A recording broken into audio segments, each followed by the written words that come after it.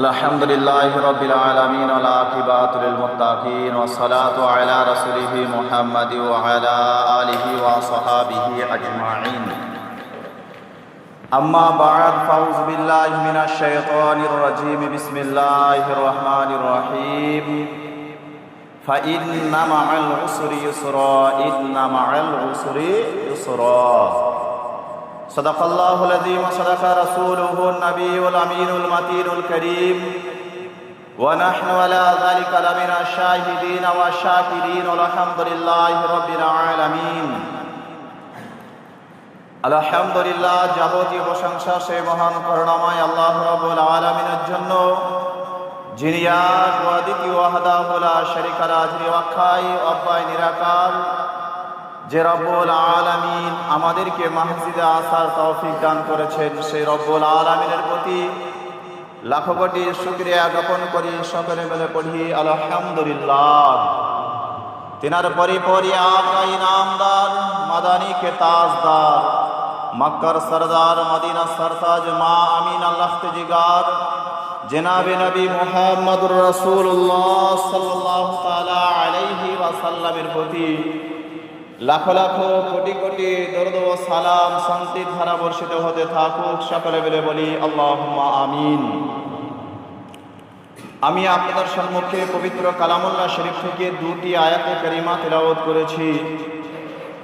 আল্লাহ রাব্বুল আলামিন বলেন, ফাইন্না মা'আল উসরি ইউসরা, ইন্না মা'আল উসরি ইউসরা। দুঃখের পরে, কষ্টের পরে, বিপদের পরে সুস্থি রয়েছে। জোরে বলেন সুবহানাল্লাহ। আল্লাহ আবার বলছেন, ইন্না মা'আল উসরি ইউসরা। কষ্টের পরে, দুঃখের পরে আল্লাহ রাব্বুল আলামিন আবার সুস্থি দিয়েছে। দুঃখের পরে, কষ্টের পরে, বিপদের পরে আল্লাহ আমাদের জন্য সুসংবাদ, খুশি রেখেছে। জোরে বলেন সুবহানাল্লাহ। এই আয়াতের পরিপ্রেক্ষিতে আপনাদের সম্মুখে কয়েকটি কথা বলবো। আমরা সৃষ্টিজীবের মধ্যে উৎকৃষ্ট জীব, নাকি বলছেন? আমরা উৎকৃষ্ট।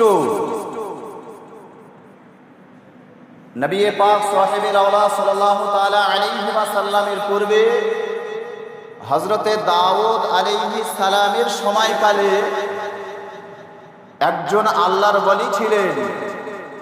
কোরআনুল কারীমে নাবিদের নামে সূরা অবতীর্ণ হয়েছে এবং ওয়ালিদের নামেও দুটি কোরআনুল কারীমের সূরা রয়েছে। জোরে বলেন সুবহানাল্লাহ। কোরআনুল কারীমে 114টি সূরার মধ্যে দুটি সূরা অবতীর্ণ হয়েছে আল্লাহর ওলির নামে। একটি সূরা হচ্ছে সূরা মারইয়াম, যেটা হযরত ঈসা আলাইহিস সালামের আম্মি জান মা মারইয়াম রাদিয়াল্লাহু তাআলা আনহা, ইনি একজন ওলি ছিলেন। আর আরেকজন ওলি হচ্ছেন হযরতে লুকমান আলাইহিস সালাম। কেউ বলেন লুকমান নবী ছিলেন, কেউ বলেন না, লুকমান তিনি আল্লাহর ওলি ছিলেন। কিন্তু বেশিরভাগ মত পাওয়া যায় হযরতে লুকমান রাহমাতুল্লাহ আলাইহি ইনি একজন জবরদস্ত আল্লাহর ওলি ছিলেন। জোরে বলেন সুবহানাল্লাহ।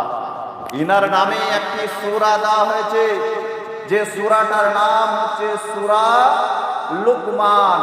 কি সূরা? সূরা লুকমান।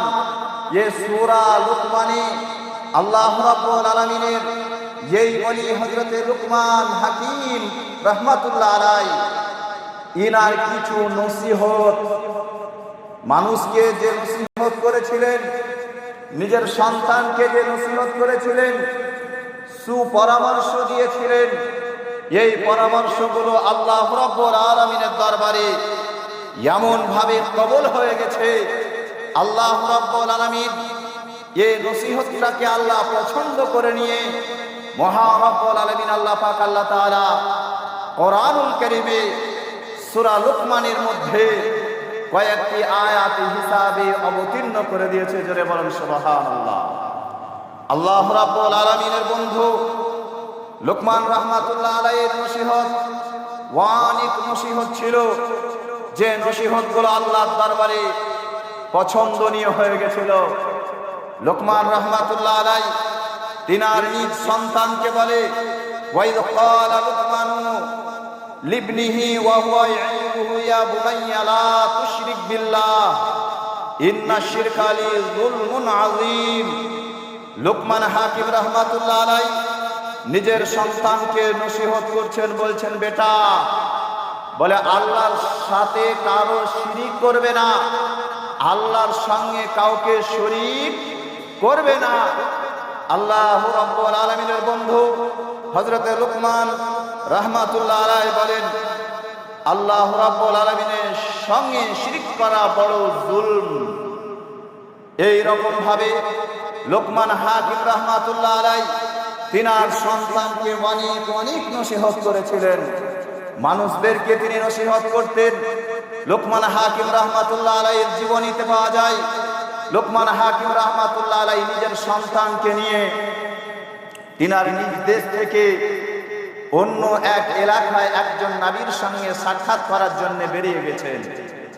সেই সময়কালে একই সময় কয়েকজন নবীকে আল্লাহ রাব্বুল আলামিন প্রেরণ করতেন। এক এক দেশে এক একজন নবী আসতেন। আমাদের নবী আখিরি নবী নবী মুহাম্মদুর রাসূলুল্লাহ সাল্লাল্লাহু তাআলা আলাইহি ওয়াসাল্লাম যখন আসলেন, নবী আসার পরে এই রকম অবস্থায় কোন এলাকায় আর দ্বিতীয় নবী আসেননি। আমাদের নবী আখিরি নবীর জামানায় কোন নবী আসেনি। নবীর পূর্বে হযরত ঈসা আলাইহিস সালাম এসেছিলেন। আমাদের নবীর সময়কালে কেউ আসেনি, আসছে না, কিয়ামত পর্যন্ত আসবে না। ইনি হচ্ছে আখিরি নবী। সেই সময় একই সঙ্গে কয়েকটি এলাকায় নবী, কয়েকজন নবী থাকতেন।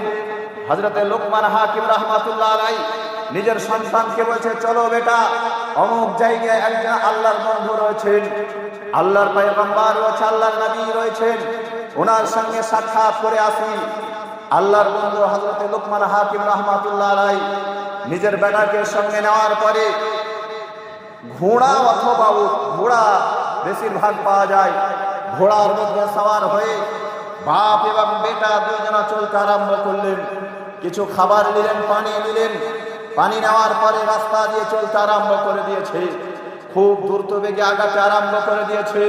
যেতে যেতে আল্লাহর বন্ধু হযরতে লুকমান হাকিম রাহমাতুল্লাহ আলাইহি যে সওয়ারি ছিল, সওয়ারিটা হঠাৎ করে অসুস্থ হয়ে গেল।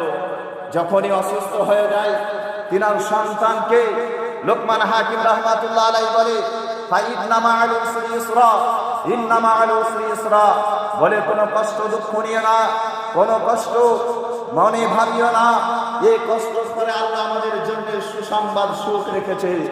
লুকমান হাকিম রাহমাতুল্লাহ আলাইহি নিজের সন্তানকে নিয়ে চলতে আরম্ভ করে দিয়েছে এবং আস্তে আস্তে আপনার আগাতে আরম্ভ করে দিয়েছে।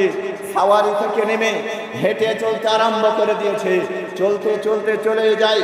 আস্তে আস্তে তিনাদের কাছে যে খাদ্য খাবারগুলো ছিল, পানি এবং খাবার ছিল, আস্তে আস্তে খাবার এবং পানি দুটোই শেষ হয়ে যায়। তিনি যে পরিমাণ নিয়েছিলেন, যে আজকে সে সময় যতদিন পর্যন্ত যাওয়ার রাস্তা পথের খাবার নিয়েছিলেন, এই খাবারগুলো খুব দ্রুত বেগে শেষ হয়ে গেল। পানিও শেষ হয়ে গেল। কখনো কখনো অল্প খাবার বেশিতে পরিণত হয়ে যায়, কখনো বেশি খাবার অল্পতে পরিণত হয়ে যায়। কম মানে আল্লাহর বরকত কমে যায়, কখনো কম খাবারে আল্লাহর বরকত বেশি হয়ে যায়। যারা বলেন সুবহানাল্লাহ। তো তিনাদের যে খাবার ছিল, বরকত কমে গেছে। তিনার সন্তান বলছে, আব্বা, আমাদের বিপদ দিলে আল্লাহ রাব্বুল আলামিন, আমাদের সওয়ারি খারাপ হয়ে গেল, আমাদেরকে আবার আল্লাহ বিপদ দিচ্ছে, আমাদের খাদ্য খাবার শেষ হয়ে গেল। তিনি আবার বলছে, ইন্না মা'আল উসরি ইসরা, ইন্না মা'আল উসরি ইসরা, এই বলে সন্তানকে বোঝাচ্ছে। লুকমান হাকিম রাহমাতুল্লাহ আলাইহি আগে চলতে আরম্ভ করে দেয়। খাবার শেষ, পানিও শেষ, হেঁটে চলে যাচ্ছে। এমন অবস্থায় তিনার সন্তানের পায়ের মধ্যে একটি হাড় ঢুকে গেছে। যখন হাড় ঢুকে গেছে পায়ের মধ্যে, ব্যথা বেদনায় কান্না করতে আরম্ভ করে দিয়েছে। পা থেকে রক্ত বের হতে আরম্ভ করে দিয়েছে। যখনই রক্তে রক্তাক্ত হয়ে যায়, এমন অবস্থায় বেটা আবার বাপকে বলে, আব্বা, তুমি তো বলেছিলে কষ্টের পর সুস্থি রয়েছে, কিন্তু আমাদের তো বিপদের পর বিপদ, বলে বিপদের পর বিপদ, বলে চিন্তা করিও না বেটা, আল্লাহ রাব্বুল আলামিন আছে, আল্লাহ কষ্টের পর অবশ্যই সুখ দিবে। এমন অবস্থায় লোকমান হাকিম রাহমাতুল্লাহ আলাইহি বেটার কান্না দেখে, বেটার কষ্ট দেখে, রক্তের ফোয়ারা দেখে হযরত লোকমান হাকিম রাহমাতুল্লাহ আলাইহি তিনিও কান্না করতে লেগেছে। যখনই কান্না করতে লেগেছে, বেটা বলছে, আব্বা আপনি কেন কান্না করছেন? আপনি তো বলেছেন কষ্টের পর সুখ রয়েছে, আপনি কেন ধৈর্য হারাচ্ছেন? লোকমান হাকিম রাহমাতুল্লাহ আলাইহি বলে, বেটা শোনো, আমার কাছে যে দিলটা রয়েছে, আমার কাছে যে আত্মাটা রয়েছে, এই দিলটা, তুমি যে আমার সন্তান, একজন পিতার দিল রয়েছে, একজন আব্বার দিল রয়েছে, জোরে বলুন সুবহানাল্লাহ। বেটা সন্তানের কষ্ট হচ্ছে আর বাপের কান্না দিল কান্দে না, এটা হতে পারে না। যে সন্তানকে বাপ কত কষ্ট করে মানুষ করেছে, যে মা নিজের সন্তানকে কত কষ্ট করে মানুষ করেছে, আর সন্তানের ব্যথায় ব্যথিত পিতামাতা হবে না, এটা হতে পারে না। আজকে শোনো বেটা, তোমার কষ্টের জন্য আমার বুক ফেটে আজকে চোখ দিয়ে পানি বের হচ্ছে। এমন অবস্থায় আপনার হাড় পায়ের মধ্যে ঢুকেছে। লোকমান হাকিম রাহমাতুল্লাহ আলাইহির কাছে কোনো অস্ত্র ছিল না বের করার মতো। লোকমান হাকিম রাহমাতুল্লাহ আলাইহি দাঁত দিয়ে চিপে ধরে হাড্ডিটাকে বের করেছে, রক্তের ফোয়ারা বের হচ্ছে। আজকে যখনই রক্তের ফোয়ারা বের হচ্ছে, আপনার কিছুক্ষণ পরে আবার দেখছেন সামনে আপনার ধোঁয়া বের হচ্ছে, সামনে আগিয়ে যাবে, পথ আগাবে। এমন অবস্থায় দেখছে আগে ধোঁয়া বের হচ্ছে। এমন অবস্থায় তিনার বেটাকে আবার বলছে, বেটা ধৈর্য ধরো, সবর করো, এত তাকলিফের পরেও, এত কষ্টের পরেও বলছে ধৈর্য ধরো। ইন্নাল্লাহা মা'আস সাবিরিন, আল্লাহ সবরকারীকে ভালোবাসে, ধৈর্য ধারণের সঙ্গে আল্লাহ থাকে। জোরে বলেন সুবহানাল্লাহ। যে